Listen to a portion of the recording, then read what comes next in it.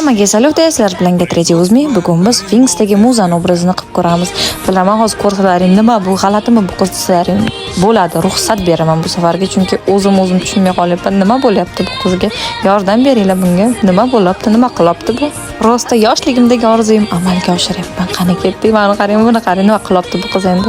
Xo'p, va nihoyat qachon boshlaymiz deb so'rayotgan odamlar. Qaranglar, raqs jarayonida bu qiz. Voy dod. Bizani muzamiz qo'shiq aytadi, shuning uchun ham naushnikda yurish kerak. Xo'p, mana qizni qaranglar, yurishini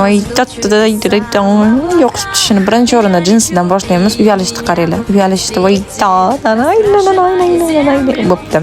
Seryoznilashamiz desam, hop, qalay. Ikkinchi tepamizga kelsak, menda shunaqa qizil mayka, shunaqa kiyib ko'rdim. O'shashiga voshshi, o'zim 5 ketib qolmanda. Detalimiz shunaqa bo'ldi. Remenimiz ham qizil rang. Hozir menga Wingsdagi qizlar telefon qilishdi, tezroq bo'lgan deydi. Shuning uchun ham tezda oyoq kiyimim kiyib, tezda Wingsga aylanamiz. Muza aylandik. Xo'p, qalay o'xshadimi? Girls, sizlarga maqtanyapman, lekin ketishim kerak. Baho beringlar tezroq va men uchib ketdim. Hazil bilan endi realistga qaytsak, men oddiy kiyinishim kerak. O'zbekistonda yashaymiz, shuning uchun ham obrazimizni qiziqarli qilib tugatamiz. Shu bilan yoqdi degan umiddaman sizlarga. Rahmat.